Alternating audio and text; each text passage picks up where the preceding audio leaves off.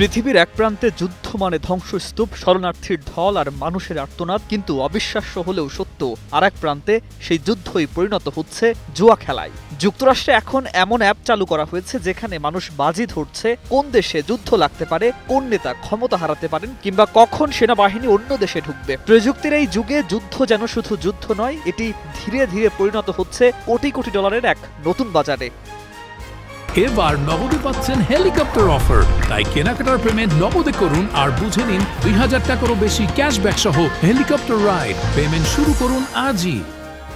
যুক্তরাষ্ট্রের এক অঙ্গরাজ্যের বাসিন্দা এক ব্যক্তি এই অদ্ভুত বাস্তবতার একটি উদাহরণ। প্রায় ১.৫ বছর আগে তিনি কালশি নামের একটি অ্যাপ ডাউনলোড করেছিলেন। শুরুতে খেলাধুলা নিয়ে ছোটখাটো বাজেই ছিল তার আগ্রহ, কিন্তু এক রাতে অ্যাপটি স্ক্রল করতে গিয়ে তিনি একটি অদ্ভুত তথ্য দেখেন। পেন্টাগনের আশপাশের হঠাৎ করে পিৎজা সরবরাহের হার বেড়ে গেছে। অনেকের ধারণা বড় কোনো সামরিক তৎপরতার আগে এমনটা ঘটে। সেই গুজব থেকে তিনি বাজি ধরেন এক নির্দিষ্ট সময়ের মধ্যে ইরানের সর্বোচ্চ নেতা ক্ষমতা হারাবেন কিনা। কয়েক ডলারের সেই বাজি হয়তো ছোট, কিন্তু তা দেখিয়ে দেয় বিশ্ব রাজনীতি এখন কিভাবে সাধারণ মানুষের বিনোদনের অংশ হয়ে উঠছে।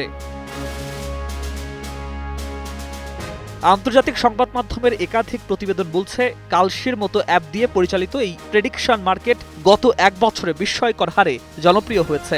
এখন পর্যন্ত এসব প্ল্যাটফর্মে $৪৪ বিলিয়ন বেশি লেনদেন হয়েছে, যে অঙ্ক অনেক দেশের পুরো অর্থনীতির সঙ্গেও তুলনা করা যায়। একসময় যুক্তরাষ্ট্রে খেলাধুলা নিয়ে বাজি ধরা কঠোরভাবে সীমিত ছিল, নির্বাচন নিয়েও বাজি ধরার সুযোগ ছিল না, কিন্তু প্রযুক্তি নির্ভর এই নতুন বাজার সেই সীমা দ্রুত ভেঙে দিয়েছে।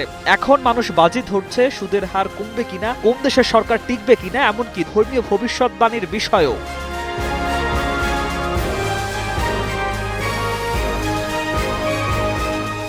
তবে সবচেয়ে বেশি বিতর্ক তৈরি হয়েছে যুদ্ধ সংক্রান্ত বাজি নিয়ে। যেমন ইরান, ভেনেজুয়েলা কিংবা ইসরায়েলকে ঘিরে সম্ভাব্য সামরিক সংঘাতের প্রশ্নেও এখন কোটি ডলারের বাজি ধরা হচ্ছে।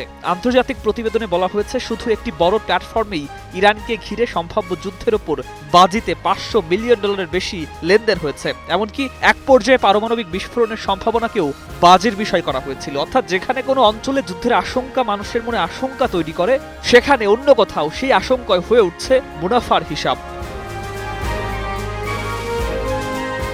এই প্রবণতা নিয়ে যুক্তরাষ্ট্রেই তীব্র বিতর্ক শুরু হয়েছে।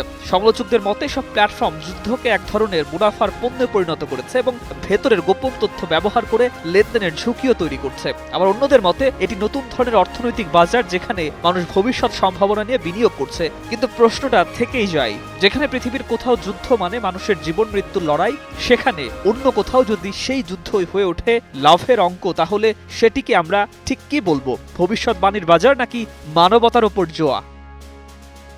News desk, ২১ television.